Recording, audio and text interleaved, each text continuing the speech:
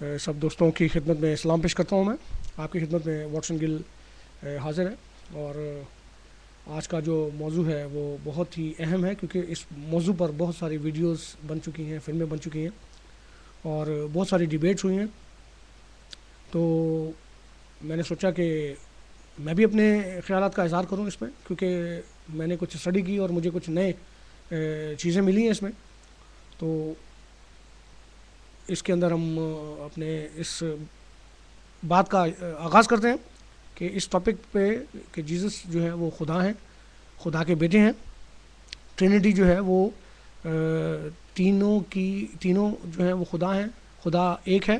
اور اس کو ہم آج ثابت کریں گے اپنی اس ڈیبیٹ کے اندر. میں نے کچھ نئے ثبوت جو ہیں وہ نکالے ہیں بائبل میں سے، قرآن کے اندر میں نے کچھ مضبوط دلیلیں نکالی ہیں.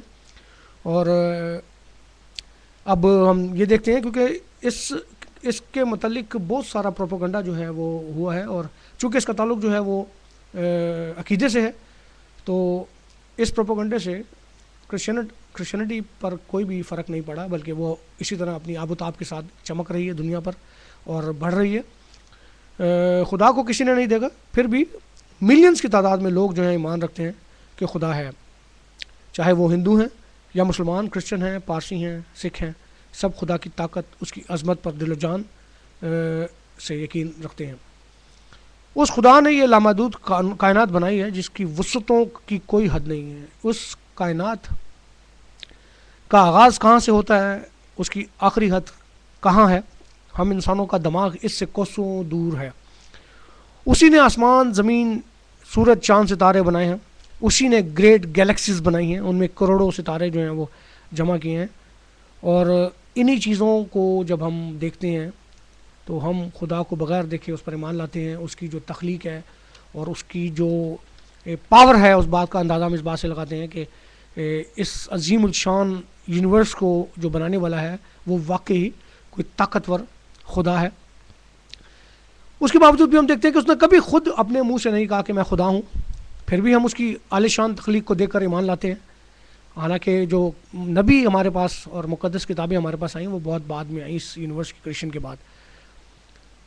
آج ہم دیکھیں گے کہ جیزس جو ہے وہ خدا ہیں، اور ہم کرسچن تو اس بات پر ایمان رکھتے ہیں، لیکن چونکہ مسلمان دوست جو ہیں وہ بہت سارے سوال کرتے ہیں، اور میں بائبل سے ثابت کروں گا کہ جیزس خدا ہیں، خدا کے بیٹے ہیں، اور وہ بشر کا جو روپ لے کر دنیا میں آئے، ان کے کیا مقاصد تھے. اور میں آپ کو یہ بھی ثابت کروں گا کہ وہ کائنات میں، اس کائنات کی تخلیق سے پہلے خدا کے ساتھ تھے، ان میں تھے، جیسا کہ انہوں نے کہا ہے کہ باپ مجھ میں ہے اور میں باپ میں ہوں، یوحنا کی انجیل میں. تو مسلمان اسکالر جو ہیں وہ ایک اور سوال کرتے ہیں کہ جیزس نے کبھی بھی اپنے منہ سے اقرار نہیں کیا کہ وہ خدا تھے. تو وہی بات میں نے ابھی جو اپنی دلیل دی کہ آپ دیکھیں کہ خدا کو کہنے کی ضرورت نہیں ہے، آپ اس کے کاموں کو دیکھ کر، آپ اس کی طاقت کو دیکھ کر اندازہ لگا سکتے ہیں کہ وہ خدا ہے. اس کے بعد قرآن میں سے کچھ مضبوط آیتوں کا حوالہ دوں گا. میں فیصلہ کرنا آپ کا کام ہوگا. یہ بات خاص طور پر میں غیر مسیح دوستوں کے لیے کہہ رہا ہوں، کیونکہ مسیح جو ہیں وہ تو ہم ایمان رکھتے ہیں اس بات پر، لیکن غیر مسیحوں کے لیے کہ آپ کو میں جب قرآن کی آیتوں کا حوالہ دوں گا تو آپ نے فیصلہ خود کرنا ہے. اور نہ یہ بات میں کہہ رہا ہوں، نہ یہ بات بائبل کی جو باتیں ہیں اس سے اس کا تعلق ہے. آپ کا اپنا قرآن کیا کہتا ہے آپ اس کو دیکھیں گے، اور جو کا تو آپ کے پاس ہے وہ، اور آپ کو خود فیصلہ کرنا ہے.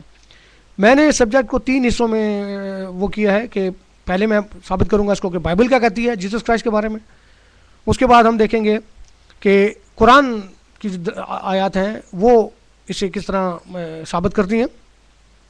اور اس کے بعد ان سوالوں کو، میں نے کچھ سوالوں کو اکٹھا کیا جو کہ اکثر ڈیبیٹس میں اور ان کی ویڈیوز میں سامنے آتے ہیں. ان میں سے کچھ بہت ہی اہم سوال ہیں جنہیں میں لے کر آیا ہوں، اور میں ان کا جواب دوں گا. ان میں سے مثال دے رہا ہوں میں، جیسے آدم جو ہے وہ جیسے خاک ہے ویسے ہی جیزس خاک ہے. یہ سوال ہے مسلمانوں کے. پھر عورت کے پیٹ میں ناپاک غذا کھانے والا خدا کیسے ہو سکتا ہے، وغیرہ وغیرہ وغیرہ. ان چیزوں کے جواب میں نے اکٹھے کیے ہیں، اور میں اپنی پوری کوشش کروں گا آپ لوگ کو مطمئن کرنے کی. ہم دیکھیں گے کہ کائنات کی تخلیق سے پہلے خدا جو تھا وہ اکیلا نہیں تھا.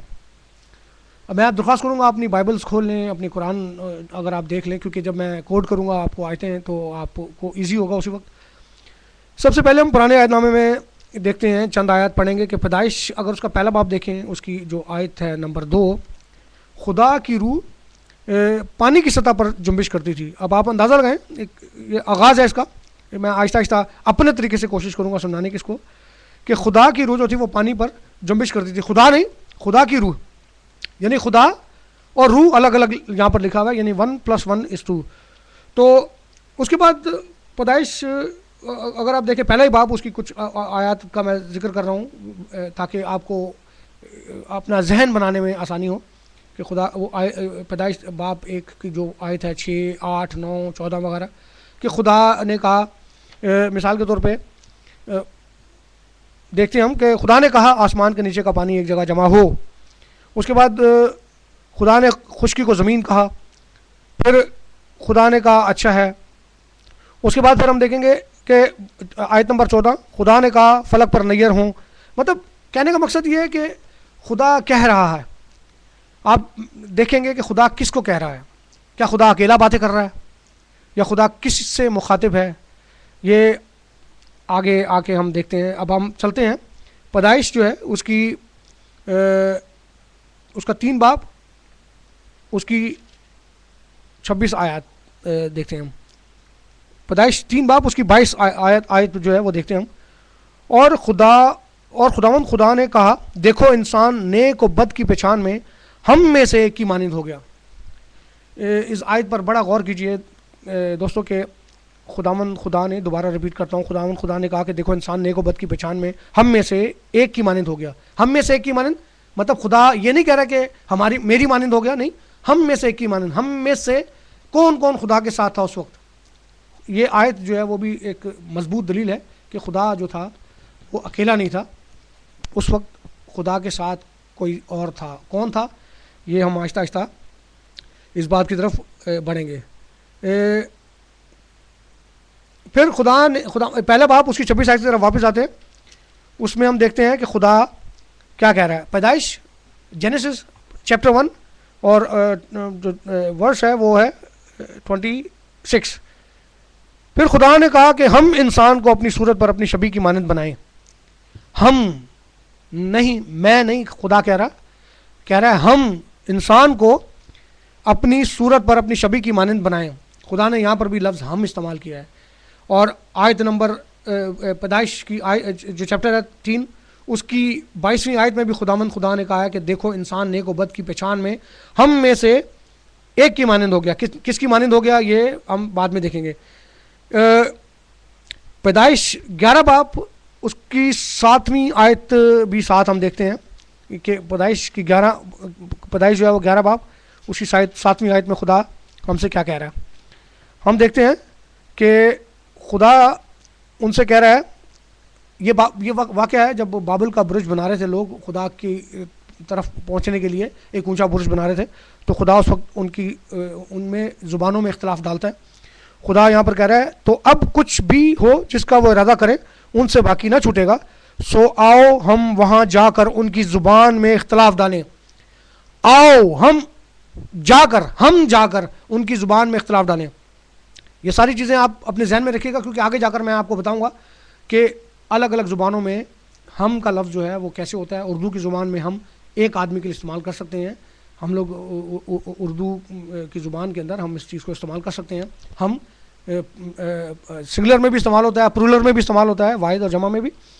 لیکن ہم دیکھیں گے کہ جو دوسری ترجمے ہیں انگلش کی اور اس میں ڈچ میں اور جو دوست یورپ میں اور کہیں بیٹھے ہیں, آپ بھی اپنی بائبلوں میں دیکھ سکتے ہیں کہ آپ کو وہاں پر کیا اس کا وہ ملتا ہے.